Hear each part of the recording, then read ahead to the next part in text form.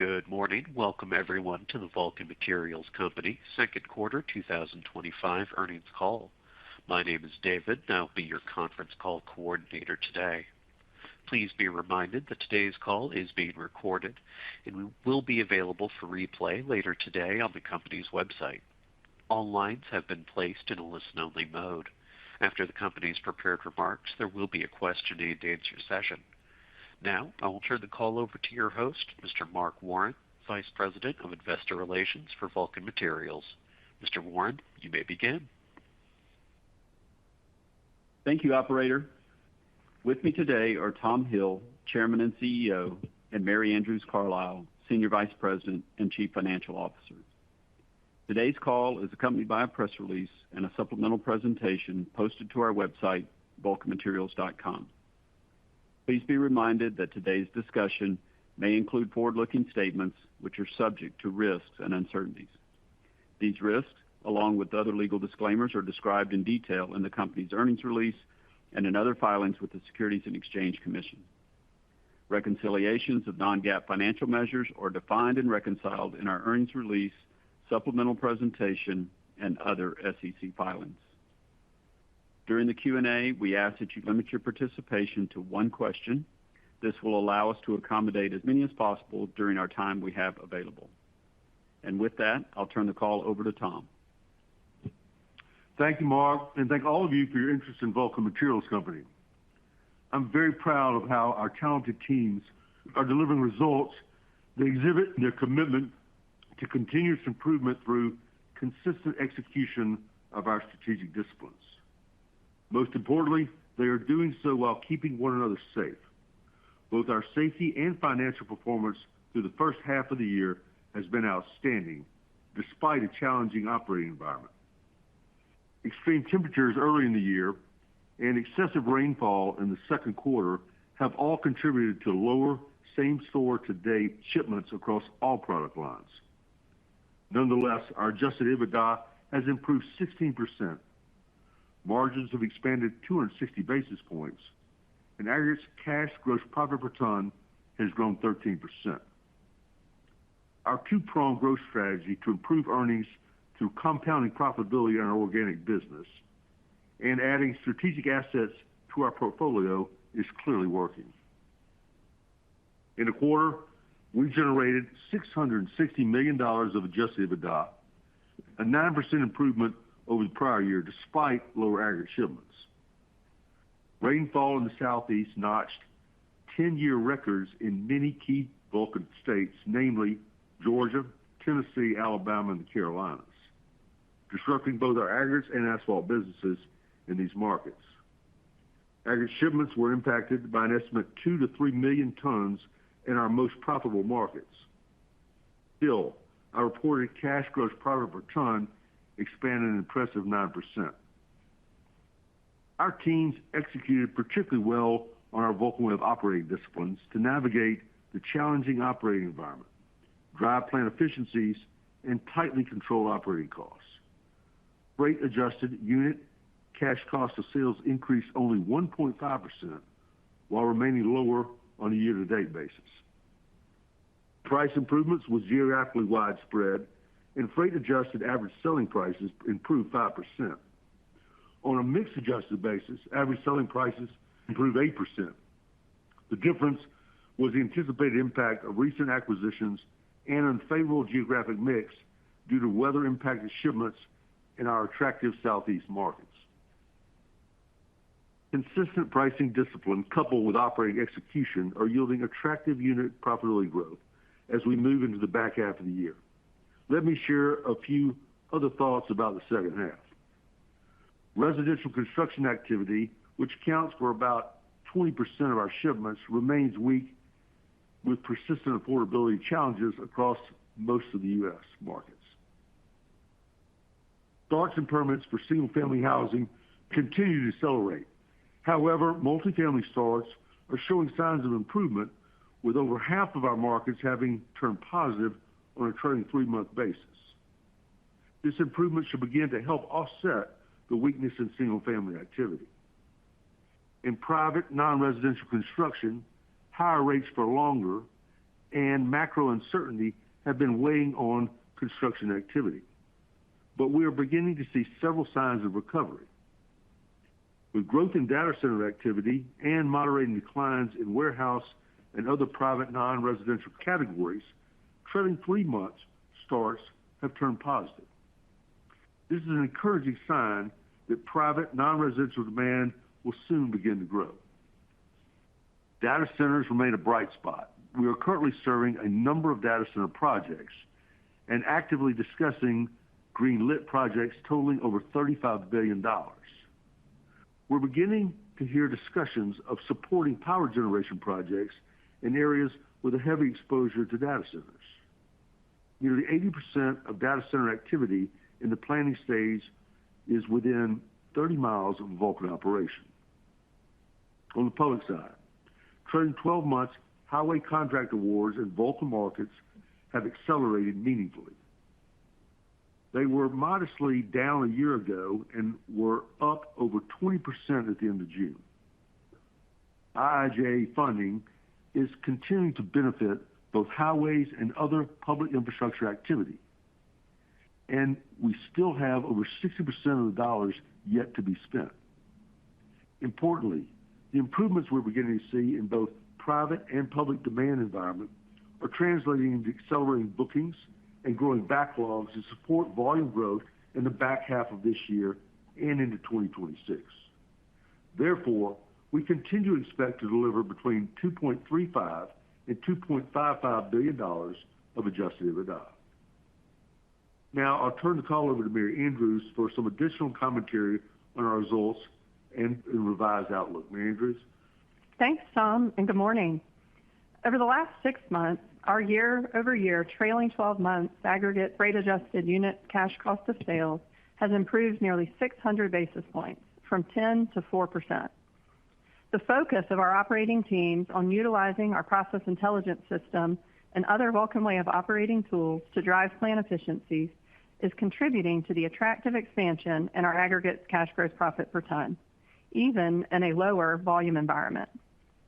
The solid operating performance through the first 6 months of this year drove a 58% improvement in operating cash flow, and free cash flow on a trailing 12-month basis surpassed $1 billion. This attractive cash generation, coupled with our consistent, disciplined capital allocation, will enable us to continue to drive long-term value creation for shareholders.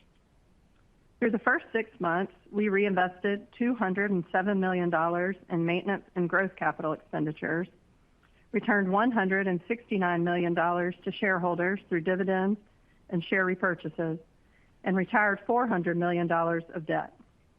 Our return on invested capital at June 30 was 15.9%.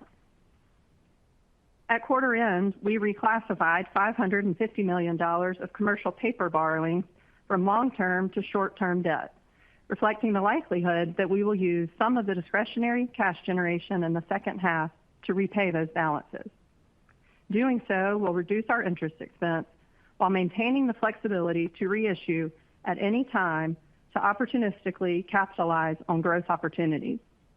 At June 30, net debt to trailing 12-month adjusted EBITDA leverage was 2.1 times. Given the cold and wet start to the year that slowed spending timelines on some projects, we now expect full-year maintenance and growth capital expenditures of approximately $700 million, with an acceleration of spending in the second half of the year.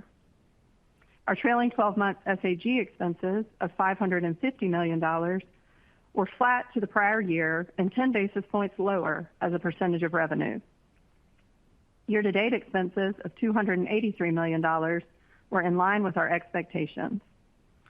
As Tom said, we are reaffirming our full-year adjusted EBITDA guidance of $2.35 to $2.55 billion. Double-digit year-over-year shipments thus far in July, the exceptional execution of our teams in the first half of the year, and the improving private and public demand backdrop all give us confidence in an accelerating second half of the year. I'll now turn the call back over to Tom to provide a few closing remarks. Thank you, Mary Andrews, and thank you to my Vulcan teammates who delivered a strong first half of 2025. Our trailing 12 months aggregate cash gross profit of $11.25 per ton is now over 50% higher than just 3 years ago when we communicated a goal of $11 or $12 per ton. This clearly depicts the durability of our aggregates-led business and our commitment to controlling what we can control to deliver consistent earnings growth for our shareholders, regardless of the demand backdrop. And now Mary Andrews and I will be happy to take your questions. At this time, if you'd like to ask a question, please press the star and 1 keys on your telephone keypad. Keep in mind you may remove yourself from the question queue at any time by pressing star and 2. Again, in the interest of time, we ask that you limit yourself to 1 question. If you have any follow-up questions, you may re-enter the queue. As a reminder, it is star and 1 to ask a question. We'll take our first question from Trey Grooms with Stephens. Please go ahead. Your line is open. Hey, good morning, everyone. Thanks for taking my question. So, clearly you all faced a heavily weather-impacted first half of the year, which clearly impacted your volume and I'm sure had to hurt profitability as well to some degree. So I guess what are you seeing or what gives you the confidence going into the second half to reaffirm your EBITDA guide for the year despite this kind of tough first half that we've been having to deal with, especially due to weather? Well, thanks for the question, Trey. I think, Trey, ex rain, I was very pleased with the quarter and the first half of the year. Volumes were down 1% in Q2 and in the first half, without acquisitions down 5%. As we've been talking about, of course, saw significant rainfall in the southeast. And with our outsized performance in the southeast, we were probably impacted more than most. Now, that's the tough news. For me, the good news is that even with the wet weather in Q2, the cold weather in Q1, volumes down, and the most impacted region being that southeast, which houses probably our highest prices and margins, we still saw first half prices up 6% and unit margins up 13%. And for me, that's really quality earnings in some tough conditions, and one I think our people should be very proud of their performance in the first half. It gives us a lot of confidence for the second half because a bit of good weather in the southeast, like we saw in July, will really help improve what I thought was already a really good performance. When it's dry, we're shipping strong. July had what I call normal weather patterns, and we saw very strong shipments. They were, as Mary Andrews said, they were up double digit in July, and that's a little bit of catch up probably and probably some easy comps. But importantly, what we know is that our backlogs and our booking pace and our shipping pace are all up and would support, our full year guidance of that 3 to 5%, which will have significant catch up in the second half. And we always said this will be second half loaded from a volume perspective. I think the other thing that gives me confidence in it is that the underlying demand is there and it is improving. And so I think that we'll start to be on the edge of a turn for the private side. Perfect. Okay, thanks, Tom. That's encouraging. I'll keep it to 1 question and pass it on. Thank you very much. Thanks, Greg. Talk to you later. See you. We'll take our next question from Anthony Pedadari with Citigroup. Please go ahead. Your line is open. Hi, Anthony. Good morning. Hey. Last quarter, I think you mentioned maybe delays in bids translating to bookings as something that maybe you were seeing a little bit more, and maybe we've seen some of that in national data. I'm just curious if that's accurate. Are you seeing project timelines stretch out or, customer confidence, improved? Or I'm just kind of curious how that kind of bid to booking timeline has trended. Yeah, good question and an important one because it's turned. We are seeing them get greenlit. They're going. That's what's also building our booking pace and our backlogs.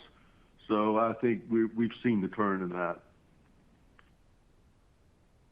Okay. Is that specific to private commercial or public, or are you seeing it across end markets? Or I think you're seeing it across all end markets. The one I would call out that we're not seeing it across would be single family.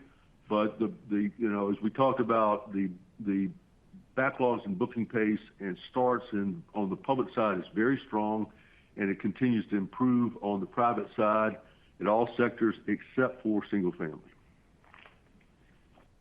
Okay, that's very helpful. I'll turn it over. Thank you. We'll take our next question from Catherine Thompson with Thompson Research Group. Please go ahead. Hi, Catherine.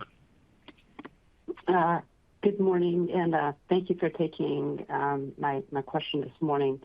Just tagging on the infrastructure question, you talked about the acceleration of dollars flowing out. How much of this, when you look, there are certain key states like Florida with the Moving Florida initiative, which is $4 billion, and then Tennessee's Modernization Act, which added another $3.3 billion to DOT funding.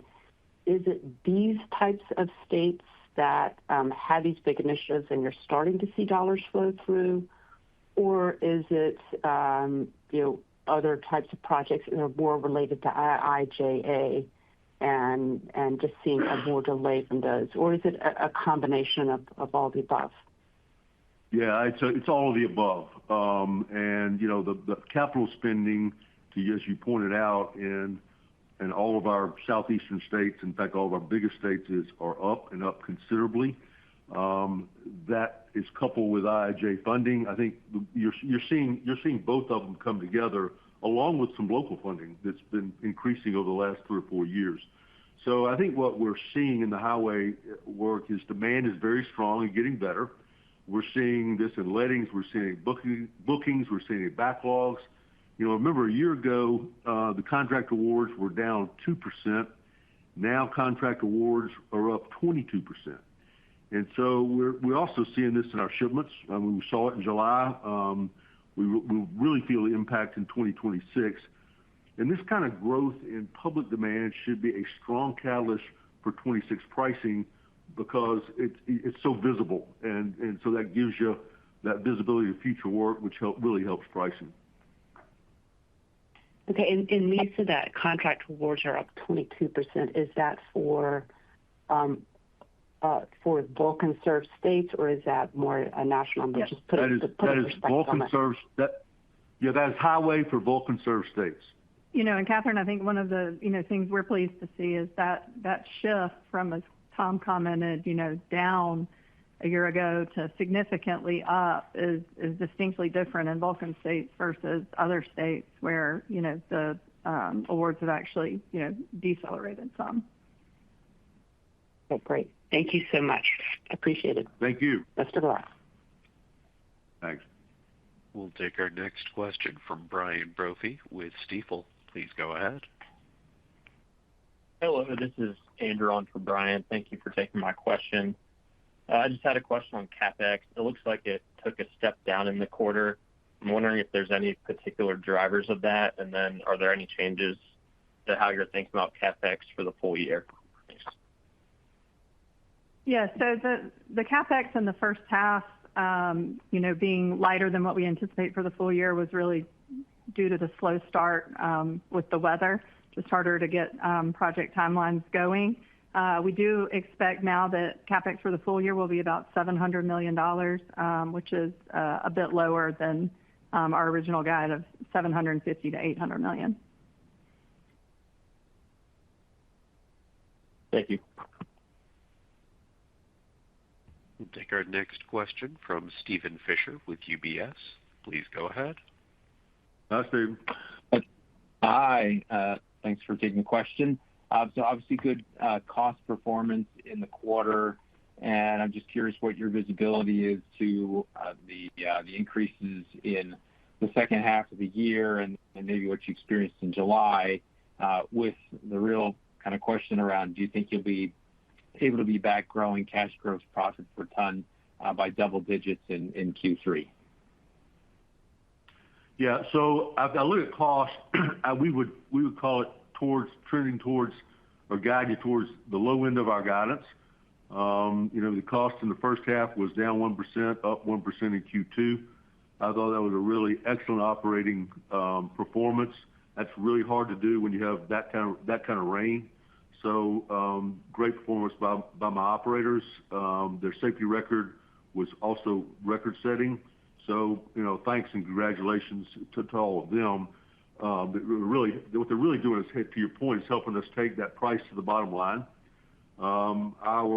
To that point, our gross margins for aggregates was up 200 basis points, and it was up to 42.7% in Q2. So again, in spite of rain-reduced volumes in the southeast and extremely wet quarter, I thought our folks should be very proud of, but not only the cost performance, but the unit margin performance. What it's telling me is that the Vulcan way of operating is making a difference. We got a long ways to go on that, but we should see that improving. And also, to your point, we're just able to take all the price to the bottom line. Yeah, I mean, if you look at the quarter, with our price being up over $1 per ton, $1.11, and being able to take 95 cents of that to the bottom line and cash gross profit per ton was just a great performance, and we think that we'll carry that momentum into the back half. Yeah, and remember, this is in reduced volumes. The volume leverage that as the volumes go up will really help us with that and really help push those unit margins up. Terrific. Thank you. Thank you. We'll take our next question from Keith Hughes with Truist. Please go ahead. Your line is open. Thank you. Thanks for taking the questions. I guess on the non-residential comments, some of the more bullish that I've heard. When do you think that would turn into volumes for you? Is that a 26 story, or what's the view? We'll feel a little bit of it in the second half. I think it is probably more of a 26 volume just because you got a delay in those projects. But I think we're starting to see that. We are definitely seeing it in our backlogs, and we're starting to see a little bit of it in shipments, but I think it's more of a 26 play, 27 play. We've been anticipating a recovery in non-res. Now I think we're starting to see signs of the turn. The data centers are accelerating quickly. We're seeing some green shoots in warehouses, and we're seeing some green shoots in traditional like non-res, which we think is at the bottom. Our backlogs in non-res are up and support that our encouraging comments. So I think we're encouraged about it. Let's hope that momentum continues, but it sure appears it's going to. And the final question in the guide, what are you thinking about second half for aggregate pricing? I think that we keep on with the momentum. I think we'll be impacted some because the highway sector is so strong right now, which has a larger portion of base, which is a cheaper product, but it's also a cheaper product to make. So I would point you to, I feel good about the unit margins, and I feel good about our momentum in pricing, but that sequential will be a little bit less than prior year because of product mix, because of the heavy highway sector. Okay, thank you. Yeah, one of the things I would tell you, I add to that was I thought that when it came to pricing, we were really strong in the acquisitions, both on the East Coast and the West Coast. We got all we had planned in January, and I think we got all we had planned in mid-year, which will help us because, as you can see, the mix has been a drag on us. Yeah, right. Okay. Thanks very much. Thanks. We'll take our next question from Ivan Yi with Wolfe Research. Please go ahead. Yes, hi. Good morning. Thanks for taking my question. First, roughly what percent of your aggregates move on the rails? And I guess I just want to get your initial thoughts on the proposed Union Pacific Norfolk Southern merger. What impact would this have? Would you support or oppose the transaction? Thank you. I don't know that it has any impact on us. We're customers of both those railroads, but the way aggregate shipments move, you're not going to commingle those. So I don't see much of an impact for us. In other words, what we ship now, we're not a long hauler, so we're shipping to a market which is within each one of those railroads, not changing carriers. Great, thank you. Sure. We'll take our next question from Angel Castillo with Morgan Stanley. Please go ahead. Your line is open. Hi, Angel. Hi, good morning. Good morning. Hi, how's it going? Thank you for taking my question. This is a bit of a multi-part one, but just wanted to get a better sense of, you mentioned the bid to bookings conversions starting to improve here, and it sounds like, some of that is just, again, an inflection point, but curious, what are you seeing change here? Is it just market confidence? Is it the tax bill? And then, as you kind of respond to that, I guess just curious, it sounds like you're also still seeing some deferrals and delays. So are those also still at maybe a little bit elevated levels, or are you seeing inflection there where those are no longer kind of occurring? I missed the second half of your question. I'm sorry. Yeah, just curious, as we think about that change in the bid to kind of bookings, it sounds like you are still seeing some deferrals and delays of projects that maybe make the volume inflection more of a 26 story. So just curious, is that also improving in terms of the number of kind of deferrals or delays? And just as we think about kind of the speed at which we can see these awards start to turn to real volumes. Yeah, so I don't think we're seeing I think the deferrals and delays have come to pass. We're seeing those jobs start. And so I think while that will build for 26, just because our backlogs are building, I think we're going to feel that in the second half. Where is that? As a pretty broad spread, the highway and infrastructure work is very good. That is all that money, the IIJ and the state funding and local funding going to work. And so that we will definitely feel in the second half of 25 and into 26. Data centers are good and growing. We're shipping a number of them right now and have said there's $35 billion of greenlit projects that haven't, they're going to go, but we're not feeling them at this point. Those are heavily in our markets on, as I said, on non-res warehouses we think are turning. So that'll help us. Light res we think has bottomed. That'll help us. And then, interestingly, we haven't talked about, but on multifamily residential, we've gone into growth mode until 3 months starts.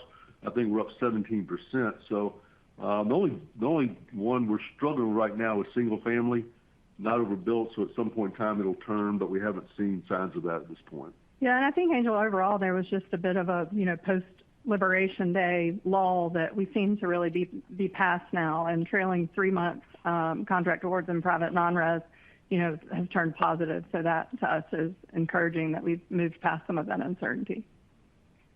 That's very helpful. Thank you. Thank you. We'll take our next question from Phil Ng with Jefferies. Please go ahead. Your line is open. Hey, guys. Tom, you sounded pretty bullish on the pace of the infrastructure side of things. I think coming into the year, there was probably an expectation for infrastructure to be up mid-single digits. Now, given what you're seeing, is that still a good way to think about it? And does that rate of growth perhaps even accelerate more in 26 and beyond? I would tell you as I said, what we're seeing is just that money going to work, and the DOT's ability to get more work out, I think, is maturing. I do think that, as I said, we see the upswing in 25. I think we see it grow even more into 26, and it wouldn't surprise me to see it go more into 27. Okay, that's helpful. And in your downstream business, appreciating it's a smaller part of your business, it was a little softer than I would have thought. How much of that is weather-related dynamic? And, ready mix, I would imagine, is more tied to housing to a perspective. Has your outlook in terms of your profitability in your downstream business changed from the start of the year? So, Phil, you're right. The first half was impacted really by the weather in our asphalt business in Tennessee and Alabama. And the softer, private demand did weigh on ready mix.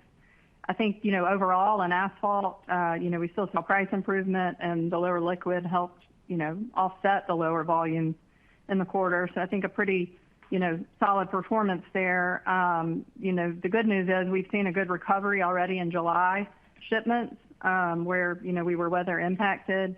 And I think the accelerating public demand and a little bit lower liquid level versus what we'd initially anticipated all bode well for the back half in asphalt.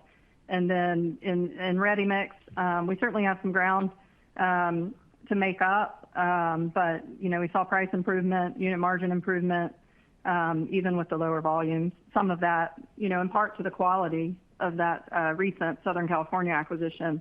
But we're encouraged in ready mix by some of the positive, signs on the private side that Tom was just talking about, and still think we have a shot at some improvement in the back half. Okay. Helpful color. Thank you. Thank you. We'll take our next question from Garik Shmois with Loop Capital. Please go ahead. Your line is open. Great, thanks. I had a question on aggregates pricing. How should we think about mid-year increases this year? Kind of just spoke a little bit to traction on acquired markets. Just wondering how widespread the mid-years were. And then also, on the mix side, appreciate the product mix headwinds with more base. But I'm wondering about geographic mix, especially if the Southeast snaps back here as it has in July. How does that impact pricing in the second half of the year? Yeah, so on mid-years, I'd call it, some products in some markets, which is not that unusual. Everybody wants it to have an impact on same year, as we'll say it have a little bit of impact on 25, but it's really a 26 play, and it's really trying to set you up for your 26 price increases. So, it's more tailwind for 26. As I said, I was very pleased with the pricing we got on both in North Carolina and in California on the acquisitions. They're behind, and we'll quickly get them up to Vulcan standards, but that's going to take a little while. And as you saw in the mix, that was a part of, the difference in reported and mix.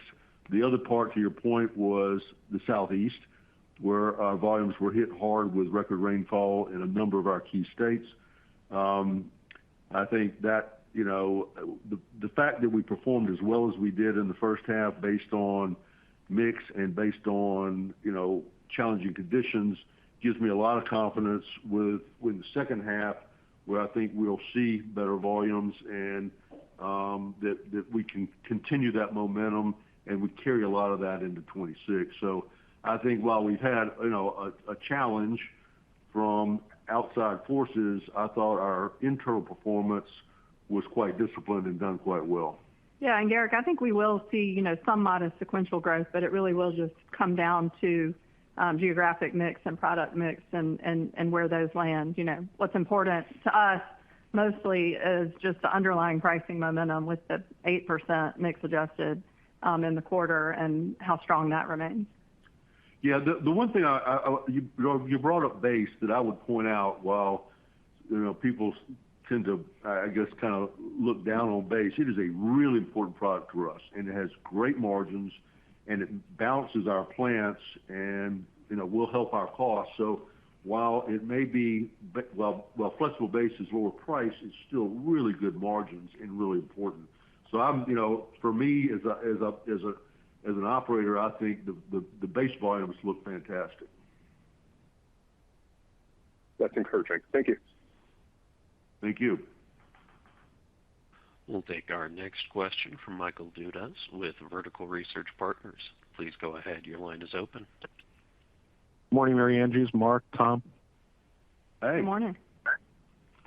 Tom, I want to share your thoughts on Big Beautiful Bill legislation and how that, maybe from your clients, or how you assess it from a Vulcan standpoint, and maybe to follow on to that, what are you hearing your thoughts on IIJA 2.0? Yeah, I'll start, first maybe with the recent tax legislation. There's certainly some benefits in there for us. Those will mainly come from 100% bonus depreciation and the expensing of domestic research costs. So, we currently estimate a cash tax benefit of over $40 million for June year-to-date activity, and we would expect, the full year benefit could approach $100 million. We don't expect any, material impacts to our effective tax rate, but definitely a cash tax benefit for 2025 and going forward. Yeah, on a new highway bill, I think the good news, or what I'm encouraged about, is that Congress is already working on one. They're already trying to pin it. They are aggressively pursuing it. I think, to tell you what the magnitude is versus IIJA, it's probably too early to call. It will be bigger. Now, whether that's 5% or 20%, we don't know yet. We're voting for 20, but I'd take 5. I think importantly, remember IIJ funding, as I commented, we've only spent 60% of that funding. So, and we're a year and a half away from the bill expiring. So there will be a tail to this, and we'll have substantial highway work based on IIJ dollars that will go past the expiration of IIJA. So we got a kind of what I call an insurance policy or a timeline that will protect us on trying to get that new bill, but we'll get one. It'll be at higher funding. Well, let's settle for 12.5%, Tom. We'll call it a day. Thank you. Okay. We'll take our next question from David McGregor with Longbow Research. Please go ahead. Your line is open. Yeah, thanks. And good morning, everyone. Thanks for taking the questions.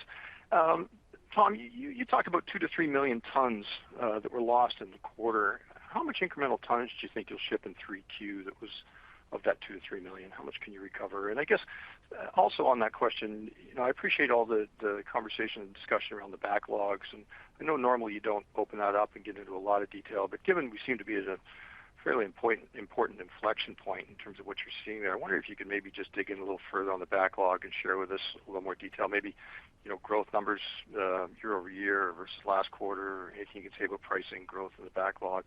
I think anything there would be helpful. Thanks. Yeah. So on the weather related, it will be spread out in the second half. I mean, you just don't get a big slug of that. We probably saw the slug we saw was probably in July. That probably helped that double-digit number, but most of it will be spread out over the quarter. So I think we catch that up and do fine with it and move ahead. If I look at our backlogs, I would call them up in all sectors except for single family, and they're kind of what I call flat to maybe down a little bit in single family. But the one that's non-res is up and highways is up substantially. So I think that gives us a lot of confidence in continuing our guide to the 3 to 5, but also gives us confidence that we're going to start 26 off on the right foot. Thanks very much. Thank you. And we'll take our last question today from Michael Feniger with Bank of America. Please go ahead. Hi, Michael. Morning. Morning, guys. Thanks for squeezing me in. Tom, you mentioned with the second half, the product mix with highways kind of weighs on the sequential pricing. It sounds like a mixed impact. Is there anything we should keep in mind for 2026 if growth is led more by highways and data centers? Does that headline pricing number look a little bit more modest, but the price versus cost spread is still the same in terms of 60% incrementals, kind of double-digit gross profit per ton? Just kind of wondering, as the mix and your end markets kind of evolve, do we have to think about differently if it impacts the pricing or the profitability metrics at all? Well, over the last couple of years, we've got a lot of headwinds on the private side, and we've been slow getting growth on highways about where we thought. But what's encouraging me about pricing 26 is 2 things. Number one, the highways is so strong, and you got a lot of visibility to coming work in highways. It's not just what we have in our backlogs, but what's the funding and the capital spending levels for our states. Couple that with the IIJ money maturing and the DOTs being able to get that work out. All those are really factors. But remember, highway work, once they say it's going to go, it's going to go. It's not going to get paused. It's not going to get pushed back unless you have a permitting issue.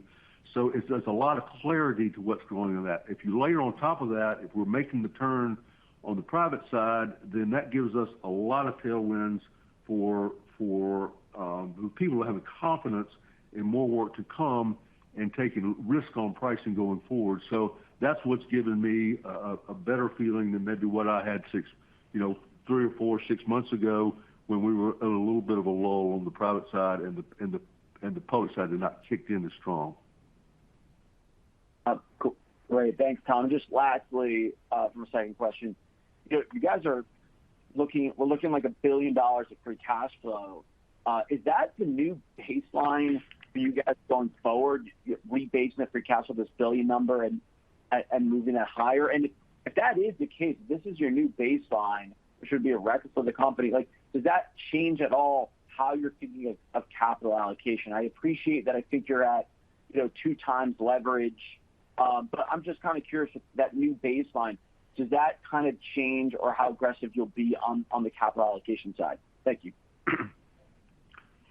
Yeah, I would tell you, our capital allocation priorities don't change, but I think the level to which we can allocate capital to each of those priorities, does change. And even as you think about the back half of the year, given the current balance sheet profile and, the strong cash generation, I think returning cash, to shareholders is likely, and that level will, be dependent upon, how the M&A discussions that we've been having continue to develop.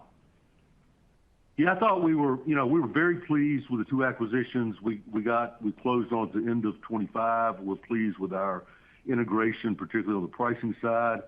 M&A was a bit slow in the first months of the year. We're starting to have some conversations now that hopefully will be meaningful to us.